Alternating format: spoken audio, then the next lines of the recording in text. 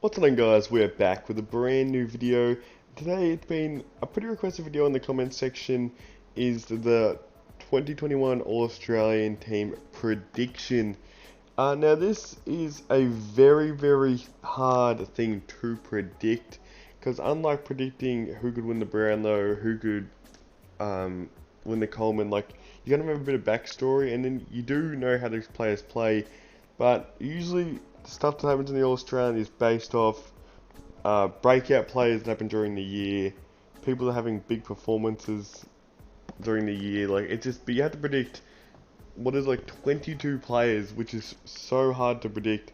So I can always guarantee there'll be some hate comments, or not hate comments, but some guys will be like disagreeing with my team. And I'll be honest with you, I don't blame you because this team that I constructed, I'll be honest with you, probably has a few holes, probably has a few problems, but comment your All-Australian team prediction down below.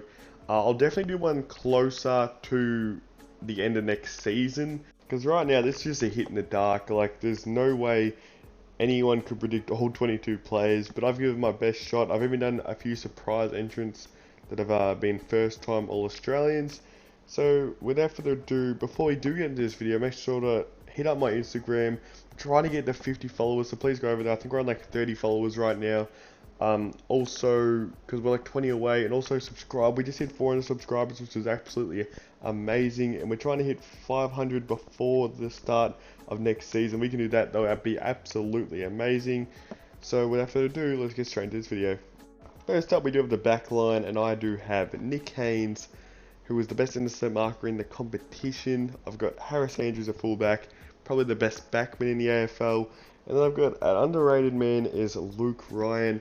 Now I'm pretty sure this was a bit of the All-Australian backline this year in the 2020, so I highly doubt it'll be the exact same, but these guys are all stars of the competition and I feel like they all bring something to the table in this backline.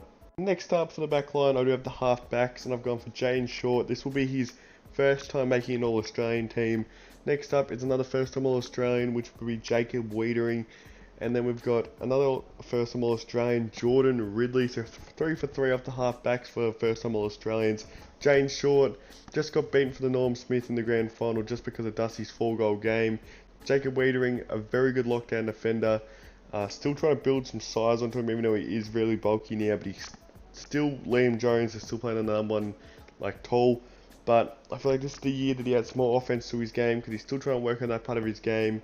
And then we've got Jordan Ridley, one of the best intercept markers in the competition, an absolute breakout year, and this could be in his second full season. This could be his first All-Australian nod. Next up for the midfield centre line, we do have Josh Kelly. I think this is his second time being All-Australian, because I think he was an All-Australian a couple of years ago. We got Jack Steele, my personal favourite for the Brownlow this year.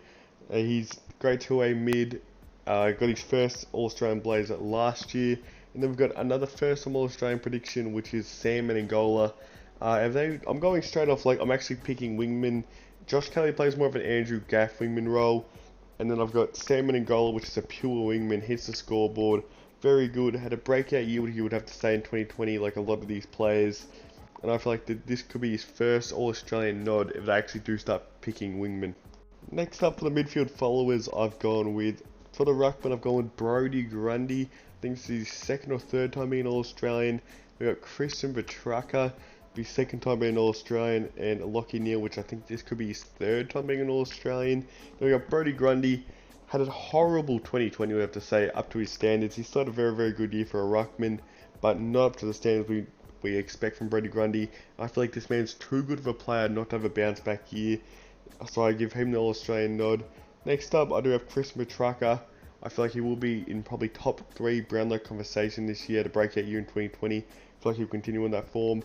Then we got the 2020 Brownlow medalist Lachie Neale, came runner-up in 2019, won the thing in 2020, and I feel like he's almost a lock to be in this midfield.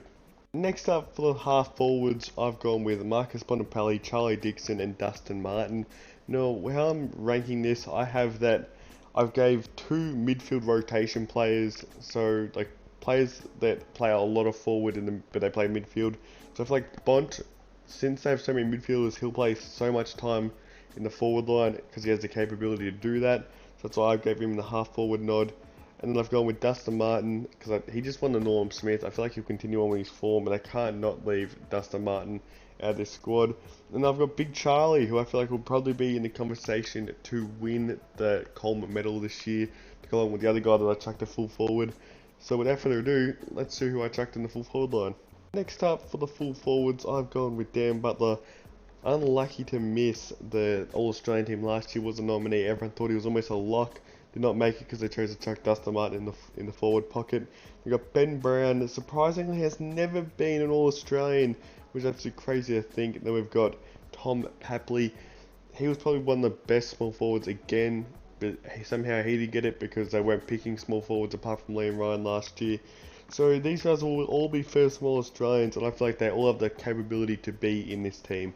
Next up for the bench, I've gone with Nick Caulfield, which is my surprise All-Australian for the 2021 season. Was top 3 in intercept marks last year, was also top 5 in general marks in general, and was an absolute great breakout player for St Kilda last year. Then we got Nick Nui, who was actually the starting ruckman last year, but I've gave Brodie Grundy the nudge over him, and I have him nudging out Max Gawn this year. Then I've got Patrick Dangerfield. I'll have him playing a half forward role, so the forward off the bench I have picked as Patrick Dangerfield, which people might think is a bit scrubby, but I do think Patrick Dangerfield would deserve to be an All-Australian this year. Then we've got Taylor Adams, that I think actually could be in Brownlow conversations this year. With Adam Treloar leaving the team, I feel like this just makes him an opportunity to actually break out this year and have an absolute great year. So thanks for watching, guys. Make sure to drop your All-Australian team down below, and do not forget to subscribe for daily AFL videos when it is possible. So make sure to drop a like, drop a subscribe, and thanks for watching, guys. Absolutely amazing.